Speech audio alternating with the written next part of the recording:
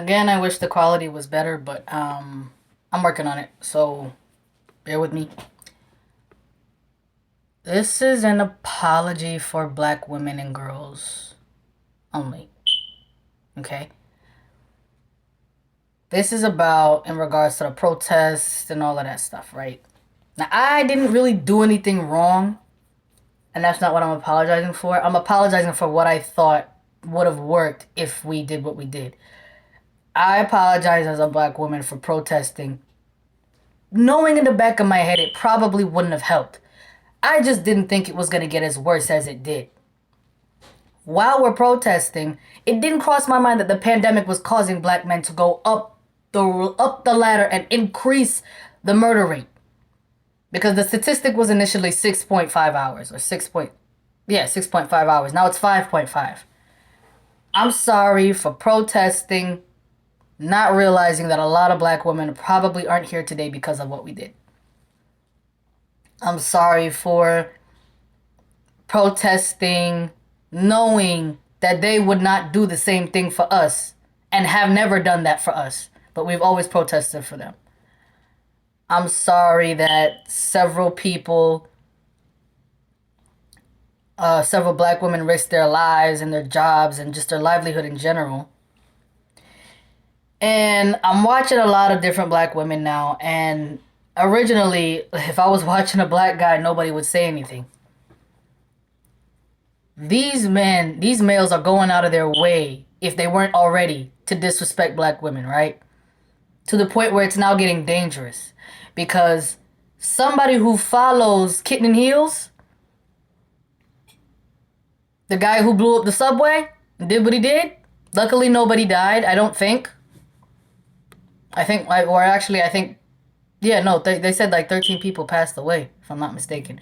But luckily, there were a lot of devices that did not explode. He's a Kevin Samuels fanatic. He's a Kevin Samuels stan. He's also what I call a ninja light. I can't say, the GGA, because I know how YouTube is. YouTube's going to be YouTube. So until I can do the editing and all of that cool fancy schmancy stuff, we're going to work with this. I'm sorry for that. I'm sorry for what I believe I did was putting y'all in harm's way. I'm sorry for somehow thinking that if we just protest, they're going to do better. At one point, before 2010 especially, black men and women both were in the same quicksand hole or the same mud hole of poverty and the stress and sadness and sorrow and all that kind of stuff. Economically, socially, romantically, all of that. Now, as of 2010, but I noticed it in 2012 mostly, a lot more black women have decided we are done waiting for them and we're going to do it ourselves. And because we decide we want to do something ourselves, these men, instead of following suit, are getting jealous because, no, you're supposed to let the man lead. The man's supposed to do this. Why the hell am I going to wait for you when I can just get the fuck up and do it myself? I can do it myself. I've been doing it by myself. Every black woman, for the most part, can attest to doing things themselves. They have been doing things themselves. We have been doing things on ourselves. For the black women that have kids, somehow manage to take care of the kids and the house, go to work, and find a way to take care of themselves and get an education and open a business. I mean, literally all of those at once. And manage to be very, very successful at it. There are women with multiple kids or one kid, education, business, job, home, taking care of the kids and all of their needs, including going to school. Manage to do that on their own with no help from sometimes other black women or anybody in the community. And the divestment is particularly for black women because black men have done it all the time. But when they divest, there's nothing that's really produced except for somebody dying or being left to be stressed out. I'm going to be doing a lot of these videos and a whole bunch of other videos, that don't have anything to do with divestment. But at this point, this topic is the most important topic. And it happens to be the one topic that I feel, if it's incorrect, let me know in the comments. I feel it's not politicized. It seems to be the only topic that so far isn't as marketable, not by social media, not by YouTube. It also seems to be the one thing that isn't politicized. It's amazing. Black women wanting better is the one thing that isn't politicized and isn't marketable. I'm actually happy for the fact that it's not politicized. We don't need it to be. But the fact that it isn't is just very peculiar. I had to bring that up. I am sorry for a lot of little black girls that probably ended up in worse situations due to me and other black women protesting. My generation of black women, however, are the main ones to divest. Hopefully other black women follow who are older. We don't know. Because to be very fair, y'all are kind of why we here in the first place. Because I said this on my Instagram before, but I'll say it here. Black men are to blame for what they do. Us as black women are accountable for what we have allowed and enabled them to do. We're not responsible for them making the conscious decision to do what they've done to us and other people. But we're responsible for allowing it to happen, not punishing them, not leaving them in prison, not bailing them out. Somehow, me and a bunch of other people that were in this stupid conscious community, when I was in there, thought it was a good idea to say that black people should be able to police themselves. When we can't do that. We can't do that. Clearly. So, with that dumb idea out of the way, this guy is an Israelite. The guy who blew up the station. An Israelite. He belongs to a group of black men that will literally take your daughters and kill them just because they hate them. They talk so disgustingly about black women. They will take their daughters as long as they're under 21 because they want to get them before they get enough brain cells to be smart and run, and sell them and marry them off to the highest bidder for extra money so they can go back and do their drugs. They believe in the idea of kidnapping their daughters to sell them off to be forcibly married, like some cultures actually do to this day. They do the same thing. This black Israelite Hebrew, they're up in my city as well. They started showing their ass in 2019.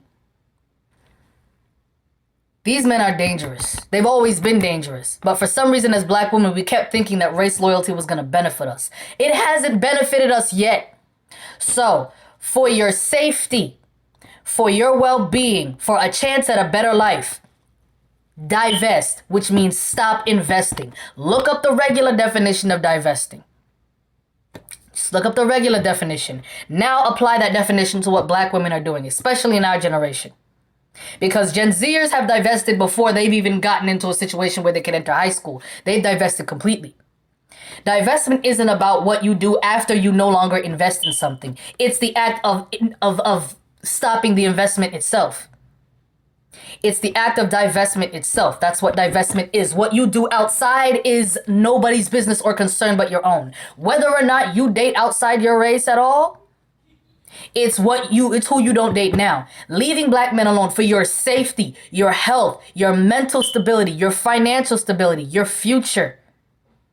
It's not even about aesthetics anymore, because trying to deal with a black man off the backs of the fact that you just want someone that looks like you want kids that look like you, looking like you is one thing. But if they look like you and they're causing problems,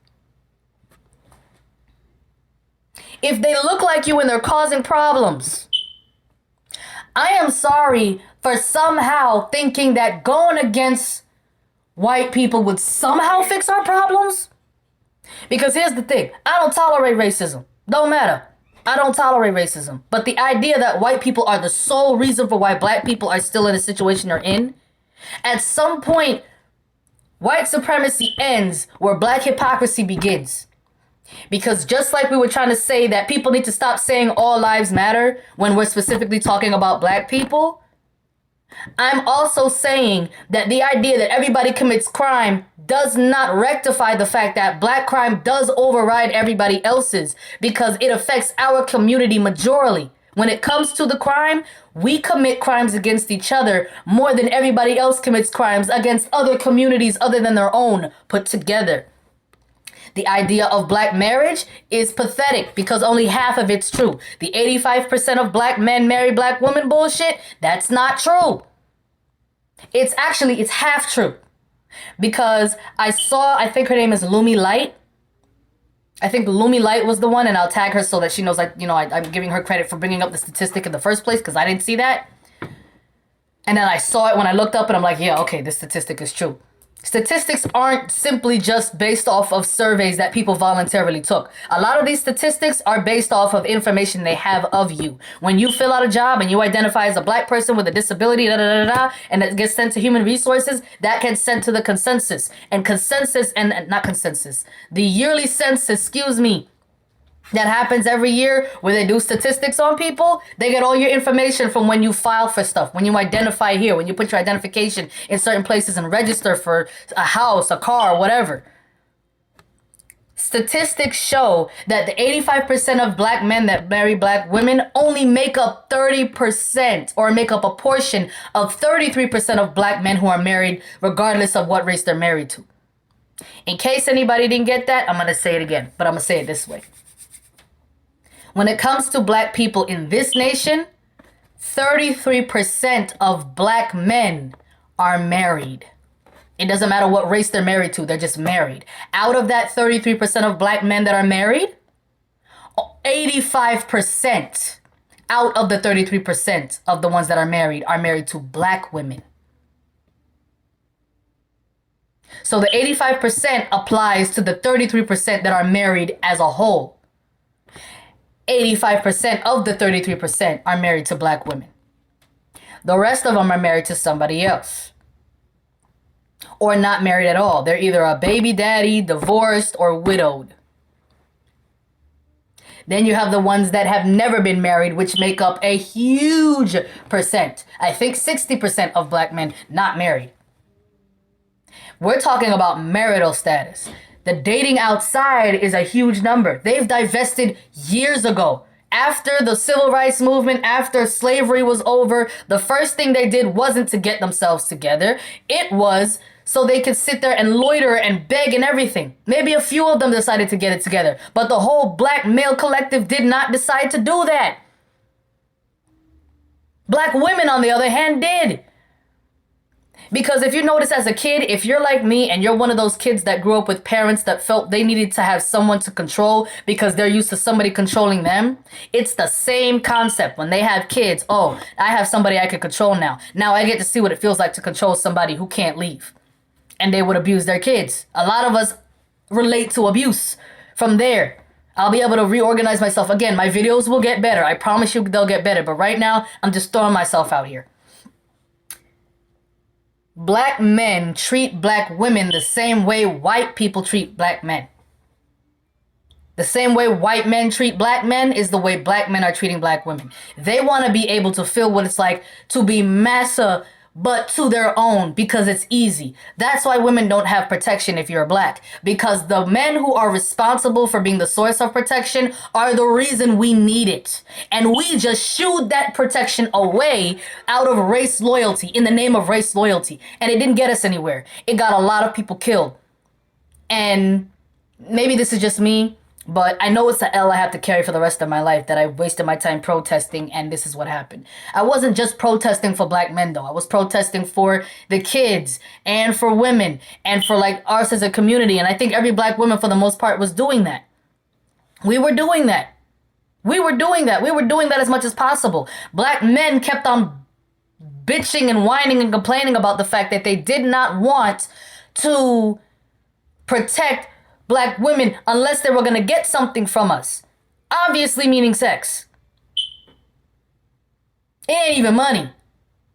It's sex. Black men refuse to protect any woman they cannot screw. They refuse to protect any black women they cannot screw. They only protect you on the pretense that you are fuckable. They only protect who is screwable. Black women protected you as long as you were a part of the community, because we understood the idea of community collective. We stood on code to our own detriment. And as a black woman who's young enough to learn from my mistakes, I'm sorry for doing it, because a lot of people are dead now because of the protests. The protests, whether anybody wants to admit it or not, has caused these men to be like, we definitely don't have to worry about anybody coming after us now. They sealed their fate. Let's go off. A lot of black women are dead that don't even know the men that killed them. They just like killing us off because it's fun. They like being angry at us. They like abusing us. And these men also, they don't want us. But they also do not want you to want or be wanted by anybody else. This is what makes black men particular in their abuse and very unique, because it's almost the whole collective. And black men are like cops. You got the bad ones, and then you got ones like people like to call the good ones, or the unicorns, or the educated lames, right?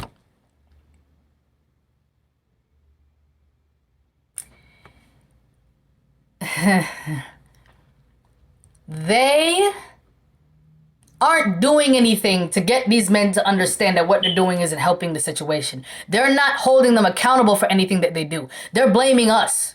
Simply because they're not beating your ass, they're considered the educated lame. Simply because they have money despite being not a good person, they're considered the unicorn or the good black man. Oh, I'm one of the good ones. It's like a nice guy calling himself a nice guy. I'm a nice guy. If you're such a nice guy, how come you can't find anybody to stay with you longer than 5 minutes on a date? If you're such a good black guy, how come not one woman wants to stand anywhere near you? The good black man, this one good black man killed his pregnant wife after she found out that he's still with his girl. And the pregnant wife he killed, I think he killed was an Asian woman, if I'm not mistaken. He killed someone who wasn't black, then killed his other black partner. And he was a whole EMT, if I'm not mistaken.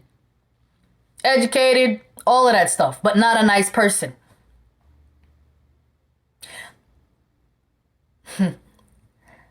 We were both in the same hole together, yet black women miraculously found a way to get out of it on our own.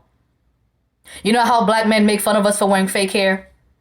Well, guess who's now the face of the beauty industry? When it comes to the fake hair they make fun of, we monetize off it. We make millions off of it now because we're the main wearers of it. So it makes sense that we have learned to actually follow through with what we say, and we are now in charge of it. Fake nails, when you don't like us wearing fake nails, we make the most money off of it. People come to us for the crazy designs that we do because we know what we like. Makeup, we monetize off of it now. Rihanna is the richest artist on earth. She is a billionaire right now. And the crazy part, it isn't even because of her music. It's because of her lingerie, it's because of her makeup, and it's also because of her Puma brand. She is a billionaire now. We run the makeup industry because we now give colors for makeup colors and foundation shades for all women of color who can't find their shade. We've come up with ways of going from doing the Kardashian style of makeup to now creating other types of hacks and ways to make the makeup look good. Now we're going back to finding ways to probably still use a lot of makeup, but find a way to make the makeup make us look like us, but different, instead of looking like a Kim Kardashian 2.0 clone. Black women are finding ways to get into the beauty industry. We are considered the new face of beauty now. For the same reason black men make fun of us and insult us, they will cheat on you with someone who has all of that fake shit that they said they don't like you wearing. If you're in a relationship with them, or if they want to be in a relationship with you, the first thing they'll say is, oh, you look pretty without makeup too, or bitch, I know that. I don't give a fuck what you think I look pretty in and don't look pretty in. I wear what I wear because I want to wear it. And no, I don't wear it for you. I wear it for me. It's my body. You don't think I want to make it look good just because it needs to look good?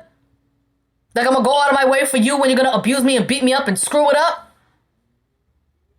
You're crazy. And the thing is, as a kid, I always had a problem with them. As a black girl, a lot of us as black girls had problems with them. Black women are learning that there's a difference between victimization and identifying yourself as someone who was victimized by someone. Because at one point, we as black women were demanding that the same white people that we wanted to get, beat up, and we wanted them to leave us alone and stop being brutal against black men, we wanted those same ones to give us something. When you legit can't demand that the person that you don't like to give you shit. Now, Goldman Sachs is just giving us shit anyway because they see that we can make a return on whatever investment we get. So how is it possible that black women that were in the same situation black men are in are now out of that situation? And in response, black men are so jealous, they don't have enough pride to get up and do something themselves, but they have enough pride to make us feel guilty for not letting them lead. When black women have been begging y'all to do something since the civil rights movement and before then, and it never happened. Every group of people, regardless of race, after they were colonialized or taken over or conquered, found a way to get themselves back up on their feet. The men and the women. The areas that look better than the hood, the men take care of that area. And they don't blame the women for everything. If anything happens, it's the men that are responsible. If you are a leader, your job as a leader is to lead. You go first and you leave last. The people that are following you and watching you are supposed to respond to your leadership or lack thereof. The idea that the woman is the weaker vessel and isn't supposed to lead, let's go with that. If that's the case, then that means I have the final say.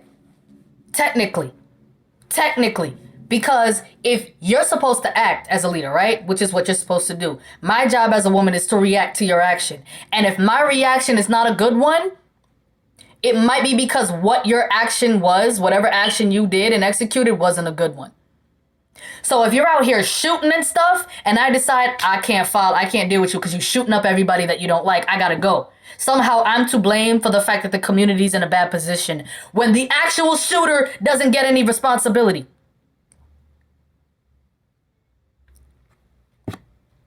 Y'all are costing the economy $50 billion. They can easily blame black women for stuff too, but they're not. They're blaming y'all. Y'all are the least educated, the most incarcerated, least employed. And it comes to find out, I was watching another black woman whose name I really wish I could remember, and I just saw her recently. She was mentioning that a lot of black men are ending up in nursing homes at 40 years old because they live such unhealthy lifestyles, including sexually unhealthy lifestyles. And they don't have any money. They don't have any retirement because they ain't got no job. They ain't got no business. They ain't got no prospects, no investment, no nothing. They were too busy scamming, shooting, killing, raping, hurting, assaulting, and doing everything to women they could that they're now in a nursing home because all of their unhealthy choices caught up to them. Nobody comes to visit them. Nobody comes to take care of them. The all 1,000,001 kids that they had, who, if they even know who he is, don't want to deal with him because of what they did to the mom. There are a lot of us that actually did have two-parent households. And yet somehow it's only the males that blame the moms for the fact that the father wasn't there. And y'all probably saw the father decide to just up and leave just because. And the mom probably did her best and you're blaming her for another grown man's choice to leave. Because even if he left the home, he could have co-parented. He didn't want to co-parent because he doesn't want to take care of any of them. It didn't matter if he had just boys or boys and girls. It's amazing in every situation, the girls are the ones getting the degrees. When you go to college now, the girls are getting the degrees. The majority population in any college that black women go to is primarily black women.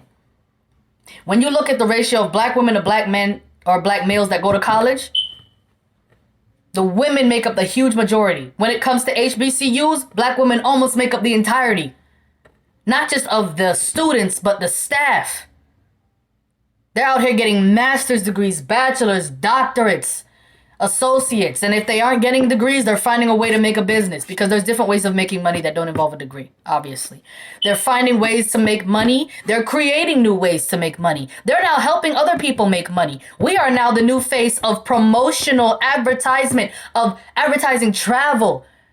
Black women who travel.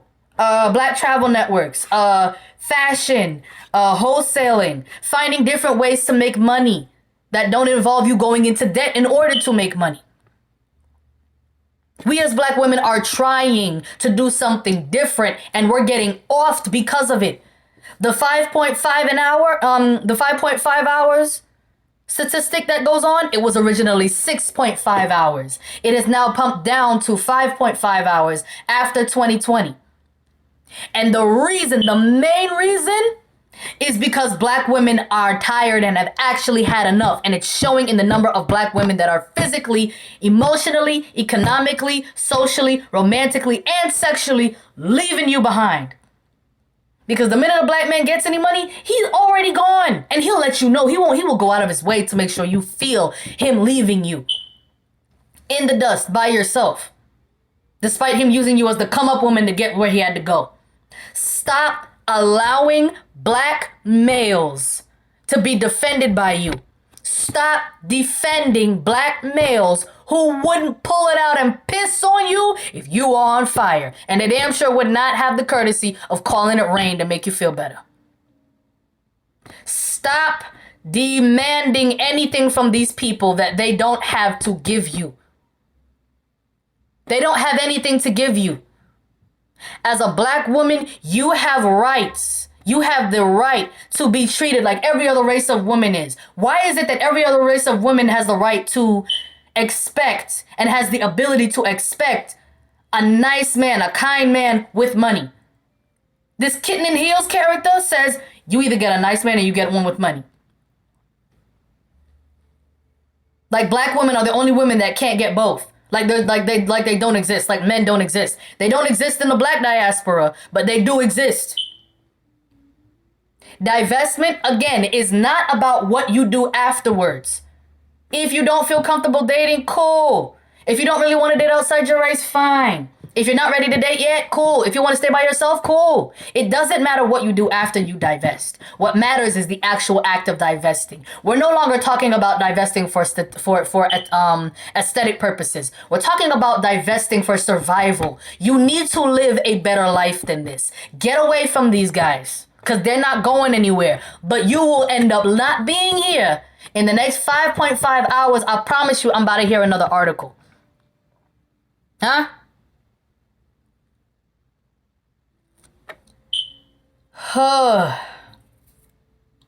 I am sorry for what I thought was gonna help that actually ended up hurting black women and little girls. Because the girls, the idea of where are black girls, find our black girls, the number one people responsible for exploiting, kidnapping, and trafficking them, it ain't Billy, it ain't Bob, it ain't Brenda, it ain't Karen. It's Tyrone, Jaquan, Quadir, Ray, Pookie, it's them. Black men are responsible. These males are responsible for our little girls missing. And then you got those other black women out there that are helping them. You got to divest from them too. Divestment isn't so much about who you agree. It's about for yourself. This is an individual decision that you don't need a group to help you with. But if you feel like you as a black woman will feel better and more confident and braver to do so, then definitely find those groups. But get out. The idea of not giving up on the hood, it's getting us killed. If you want to continue to try to help those, you do what you're going to do. I'm going to do what I'm going to do according to what I think is going to make sense at this point. But me protesting is an L I'm going to have to carry for the rest of my life. And I'm going to have to be okay with carrying that L. But what I'm not going to do as a result of carrying that L and acknowledging that it's an L is act as if I didn't already know that this was going to happen, and I'm not going to sit there and just watch black women get hurt. But I'm not going to put myself through the ring of fire to save anybody either. I'm not going to kill myself so someone else can live. Not going to do it. Not going to happen. Okay? So we as black women deserve luxury, peace, quiet. We deserve financial stability. We deserve love and affection. If we're going to have kids, we deserve to have kids in a very loving environment. We deserve men that can definitely be kind and financially stable. Black women are told that we're not supposed to expect that. You either get money or you get kindness, but you can't get both because of the people that were looking to give it to us. And even if you don't get both, I think I would probably pick the money. If it was me. My personal choice, I'll be alone, I'll be by myself. When I get a chance to get myself together, I'll do a separate video on what I do because I know there are other women that do it too, not a lot. That's another story for another day. But at the end of the day, we as black women deserve more. And what we deserve is considered the bare minimum for every other community of women. It's considered the bare minimum. A good house, a car, a great job, good credit, a very peaceful, happy, loving life, of financial stability. So, with all of that being said, I'm sorry that I thought protesting was going to do something. I'm sorry that it caused a lot more black women to be in harm's way. I'm sorry that it got a lot of black people killed. I feel responsible. I feel partially responsible for what happened, and I am very, very, very, very sorry. I am very sorry. For black women, what I suggest you do is I'm going to put tags, or, I'm going to tag people that I think are very important to watch and pay attention to them, because they'll help you feel a little bit better about it. But I divest. I'm done. Because the little bit of time that I was not divested screwed me up. So, yeah, I divest. Goodbye. Fuck all of y'all. Y'all are on your own. I'm allergic to dust. I sneeze a lot. So, no dust for me. Bye.